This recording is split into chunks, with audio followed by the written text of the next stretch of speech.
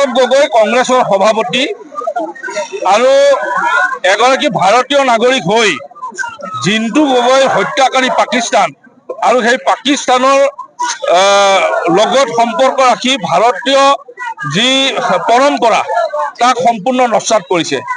এগৰাকী এটা ৰাজনৈতিক দলৰ সভাপতি হিচাপে বিৰোধী দলৰ উপদলপতি হিচাপে সংসদত যিবিলাক প্ৰশ্ন তেওঁ কৰিছিল, ভাৰতৰ যিবিলাক ইণ্টাৰনেল বিষয় সেই বিষয়বিলাকৰ প্ৰশ্ন কৰিছিল।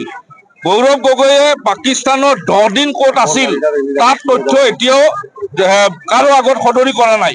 আৰু তেখেতৰ পত্নীয়ে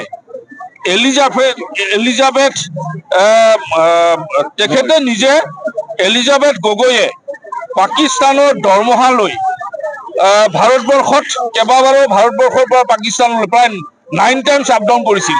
গতিকে এই গোটেই কথাটো পাকিস্তানৰ যিবিলাক ইণ্টাৰনেল এজেঞ্চিজ আছে গভৰ্ণমেণ্টৰ, তেওঁলোকৰ লগত সম্পৰ্ক থকা এগৰাকী ব্যক্তি, তেওঁ বিৰোধী উপদলপতি হৈ আছে, সংসদত বিৰোধী উপদলপতিৰ দায়িত্ব পালন কৰি আছে।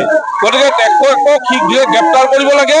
আৰু আমাৰ যিসকল শ্বহীদ, আজি কিছুদিন আগতে পেহেলগামৰ হত্যাকাণ্ড হৈছে, ইণ্ডিয়ান গোটেই ভাৰতবৰ্ষৰ যিটো ছিষ্টেম সেইটোক তেওঁ কলুষিত কৰিছে। গতিকে গৌৰৱ গগৈক অতি শীঘ্ৰে গ্ৰেপ্তাৰ কৰিব লাগে।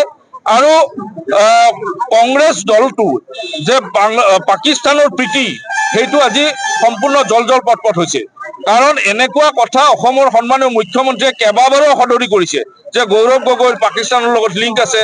তেখেতৰ পত্নী এলিজাবেথ গগৈয়ে কেইবাবাৰো পাকিস্তান ভ্ৰমণ কৰিছে।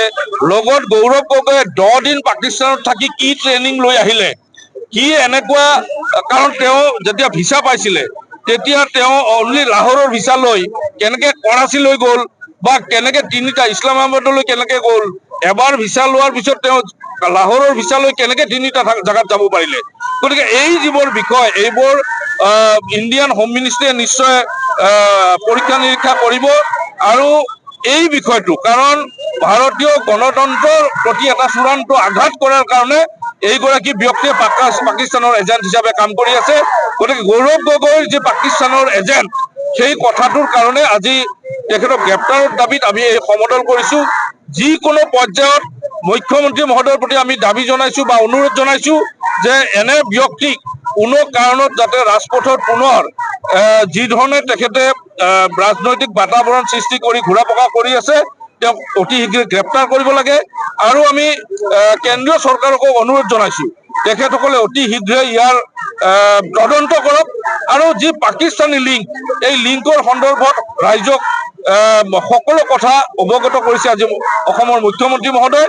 আৰু যিটো ইণ্টাৰনেশ্যনেল যিবোৰ ট্ৰিটি আছে বা যিবোৰ আইন আছে সেই আইনৰ গণ্ডিত আনি গৌৰৱ গগৈ দৃষ্টান্তমূলক শাস্তি দিবৰ কাৰণে আমি দাবী জনাইছো। আমি ছেপ্টেম্বৰৰ মুখ্যমন্ত্ৰী কৈ দিছো ছেপ্টেম্বৰত দিয়াৰ কথা আছিল, কিন্তু সেইটো সময়ত পৰিৱেশ পৰিস্থিতি চাই আজিৰ দিনটোত মুখ্যমন্ত্ৰী মহোদয়ে সকলো তথ্য সবিশেষভাৱে জনাইছে।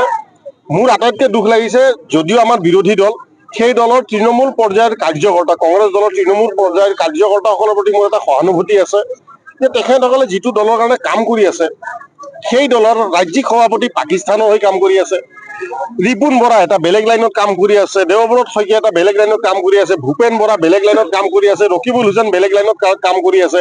গতিকে কংগ্ৰেছ দলৰ সাধাৰণ তৃণমূল কৰ্মীসকলে বুজক, আপোনালোকে এই দলত থাকি নিজৰ দিনে ৰাতিয়ে যিখিনি কষ্ট কৰি আছে এনে সময় নষ্ট কৰিব নে আপোনালোকে সেই দল ত্যাগ কৰিব? এই দল ত্যাগ কৰক, কাৰণ ৰাইজে এইটো দলক এৰি দিছে সৰ্বভাৰতীয় পৰ্যায়ত। বিষয়টো হ'ল ৰাইজৰ দলৰ সভাপতি Akhil Gogoi nation against nation, ৰাষ্ট্ৰ দহৰ এগেইনষ্টত যি দফা আছে সকলো দফা তেখেতৰ বিৰুদ্ধে লগাব লাগে।